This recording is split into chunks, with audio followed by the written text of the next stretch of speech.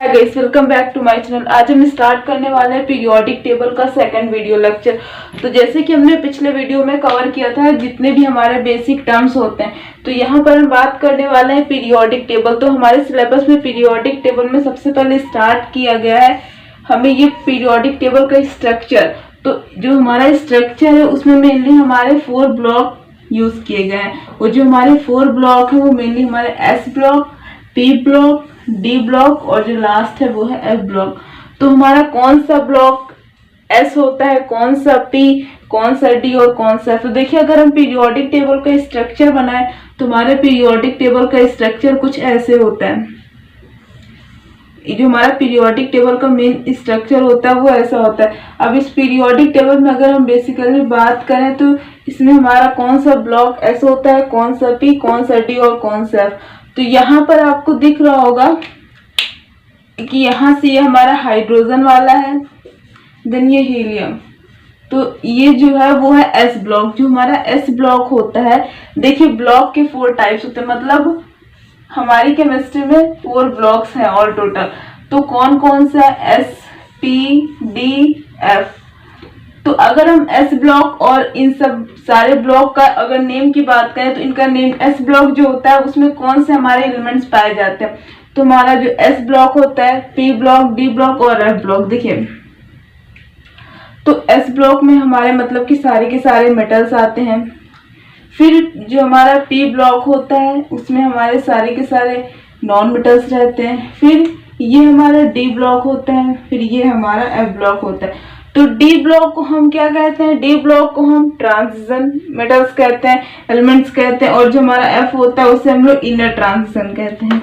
तो यहाँ पर हमारे 4 ब्लॉक थे, S block, P block, D block और एफ ब्लॉक। इनके कुछ अलग ही यूज होते हैं जो कि हम एटॉमिक स्ट्रक्चर चैप्टर में डिस्कस करेंगे। यहाँ पर जैसे कि हाइड्रोजन और हीलियम हमने लिया, तो अभी इनकी प्लेस मतलब हाइड्रोजन की प्लेस फिक्स नहीं है। कभी कभी यहाँ पर और हाईलाइट करके यहाँ पर भी हाइड्रोजन दिखाया जाता है। इसका मतलब ये हमारा जो है पॉजिटिव में भी रहता है और नेगेटिव में भी रहता है। तो हमारा जो हाइड्रोजन है इसका एक अलग चैप्टर है। अब यहाँ पर हम बात करने वाले हैं कि जैसे कि हम लोगों ने चारों के चार ब्लॉक्स जितने भी होते हैं हमने उनको कवर किया। इसके बाद हमारे आते हैं शेल होती हैं। जो हमारी सेल होती है उनकी हेल्प से हम इलेक्ट्रॉनिक कॉन्फ़िगरेशन करते हैं। तो अब हमारे 11 के लेवल में एसपीडीएफ के बेस पर भी इलेक्ट्रॉनिक कॉन्फ़िगरेशन है। और फिर उसके बाद हमारा दूसरा जो है वो है KLMN। अब जैसे कि हम लोग किसी भी एलिमेंट को लेते हैं, जैसे कि हमने लिया नाइट्रोजन को, तो हम उसका कॉन्फ़िगरेशन KLMN की सेल में करें तो मेन्यू हमारा 2 और 5 होता है। मतलब इस तरीके की हम लोग इलेक्ट्रॉनिक कॉन्फ़िगरेशन करते हैं। अब अगर आपको पता होना चाहिए कि हमारे इलेक्ट्रॉन, प्रोटॉन्स, न्यूट्रॉन्स भी आते हैं इन सेल के अंदर। तो हमारे जो इलेक्ट्रॉन, प्रोटॉन, न्यूट्रॉन होते हैं, इलेक्ट्रॉन जो होते हैं उनके ऊपर मेनली हमारे नेगेटिव चार्ज होते हैं। और जो हमारा प्रोटॉन्स होता है वो पॉजिटिव चार्ज पार्टिकल्स है। और उसी जगह हम अगर बात करें न्यूट्रॉन की, तो उसमें मतलब कि कोई भी चार्ज नहीं दिया गया है। मतलब न्यूट्रॉन का जो चार्ज है वो न्यूट्रल बताया गया है, उसका कोई भी चार्ज नहीं, ना वो पॉजिटिव है ना वो नेगेटिव है, मतलब वो बिना चार्ज के है।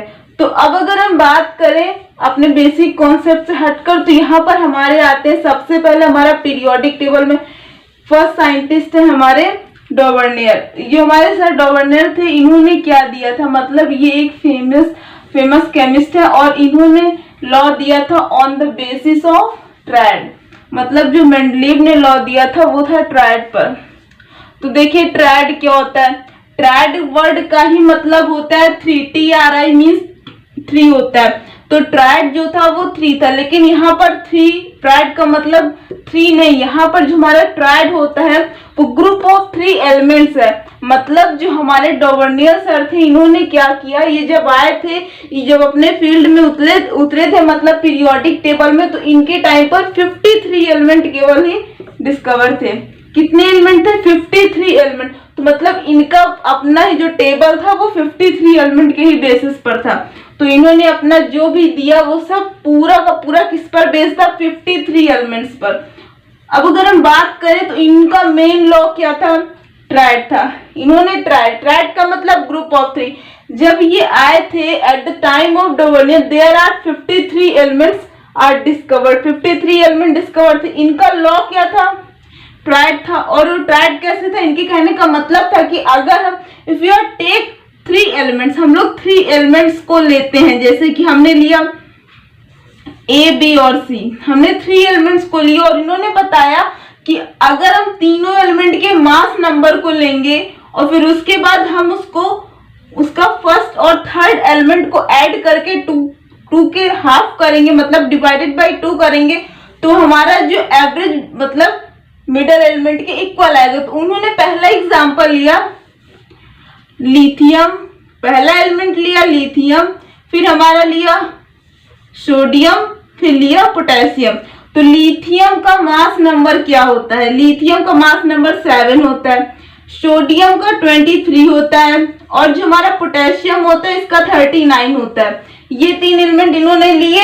इन्होंने जो ये 3 एलिमेंट्स लिए उनके टाइम पर केवल 53 ही डिस्कवर थे। केवल 53 में से इन्होंने पहले 3 एलिमेंट को उठाए और फिर इन्होंने क्या बताया कि अगर हम इन तीनों एलिमेंट में अगर हम ट्रैड का फॉर्मूला अप्लाई करें तो ये सही आएगा। इन्होंने बताया कि अगर हम एलिमेंट फर्स्ट मतलब ये हमारा ए है, फिर ये हमारा बी है और ये हमारा सी है, इन्होंने लिथियम और पोटेशियम को ऐड कर 2 से डिवाइड किया। मतलब इन्होंने 3 में से 2 एलिमेंट को लिया, ए और सी को, फर्स्ट और थर्ड एलिमेंट के मास नंबर को लिया, फिर उसको 2 से डिवाइड किया। तो Li का जो मास नंबर होता है वो 7 होता है।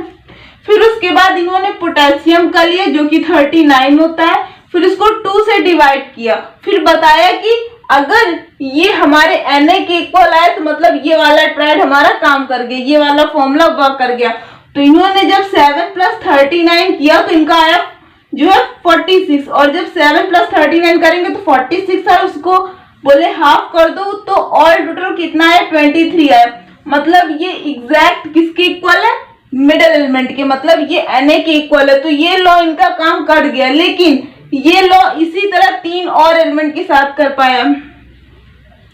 इन्होंने 53 एलिमेंट में से इस ट्रैड को लिया, इसी तरह के 2 और ट्रैड थे, मतलब ऑल टोटल 53 एलिमेंट्स में जो हमारे 9 एलिमेंट्स थे केवल वही 3 ट्रैड को बना पाए, बाकी के बाकी एलिमेंट पर ये अप्लाई नहीं हो पा रहा। तो यहाँ से इनका क्या हुआ कि ये वाला लॉ फेल हो गया, क्योंकि ये लॉ केवल 9 एलिमेंट्स और 3 ट्रैड पर ही चल पा रहा था।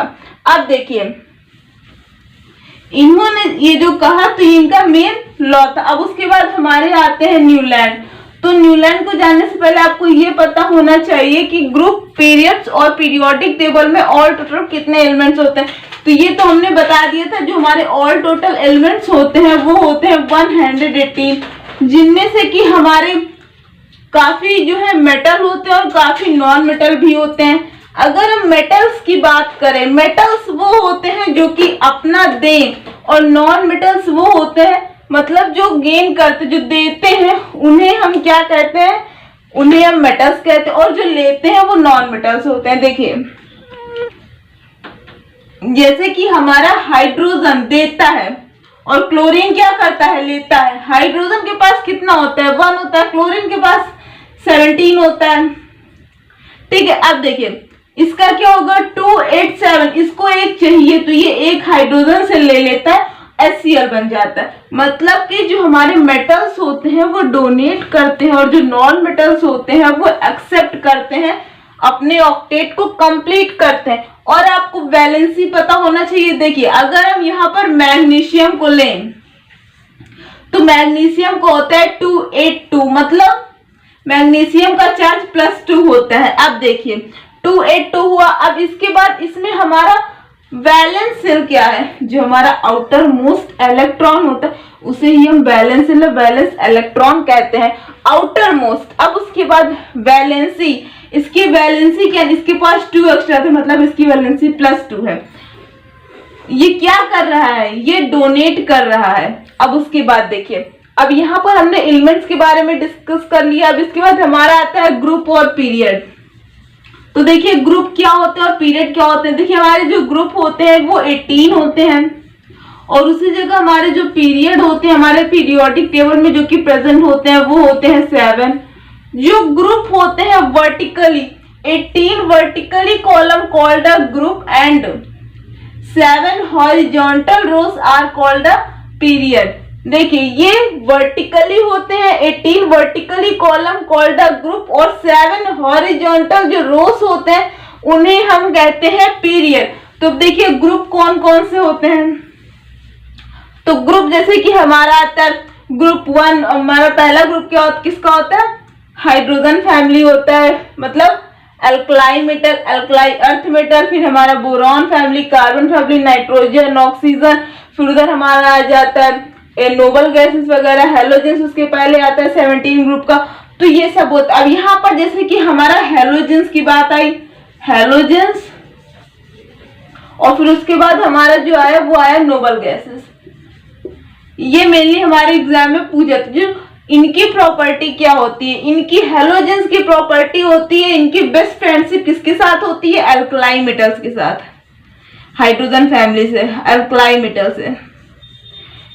क्योंकि आपने जैसे कि देखा होगा कि इनका हाइड्रोजन हेलोजेंस में Cl, HCl, मतलब ये एक देते हैं आसानी से और ये एक लेते। इनकी प्रॉपर्टी होती है एक एक्सेप्ट करने वाली और इनकी प्रॉपर्टी होती है एक देने वाली।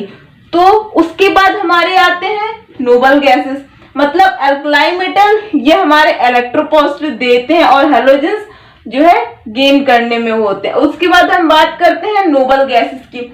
तो नोबल गैसेस को हम लोग जीरो गैस भी कहते हैं और इनर्ट गैस भी कहते हैं।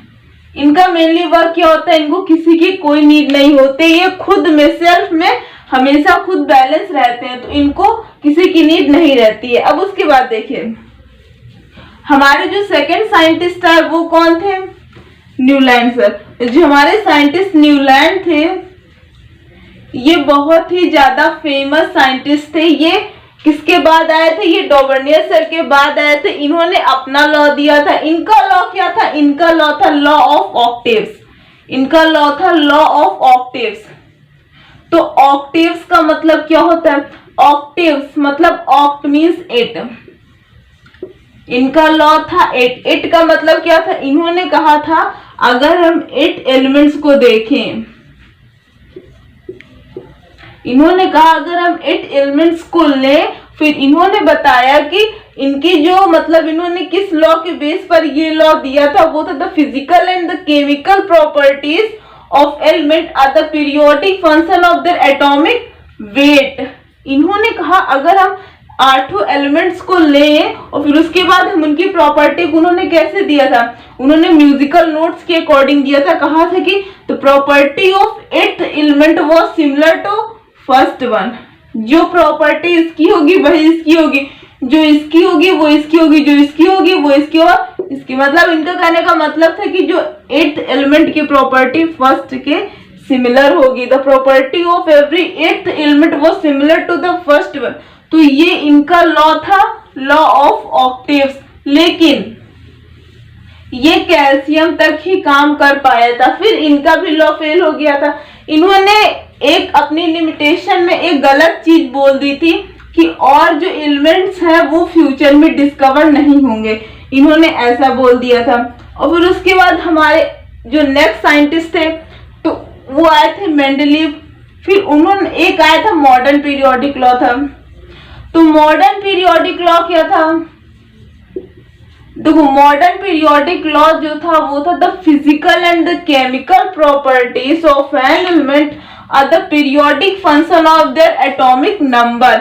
मतलब फिजिकल प्रॉपर्टी और chemical properties of an element are the periodic function of their, मतलब the physical and the chemical properties of an element are the periodic function of their atomic number. और ये भी कह सकते हैं the physical and the chemical properties of an element are arrange in the increasing order of their atomic number. तो ये law था modern periodic law, जो कि बहुत ही ज्यादा इंपॉर्टेंट है, एग्जाम में पूछ जाता है। सो आई होप कि आपको मेंडलीव और जो न्यूलैंड और उसके बाद हमारे जो थे डॉवर्नियर, आपको ये सारे लॉ समझ में आए होंगे। So thanks for watching, will meet on the next video.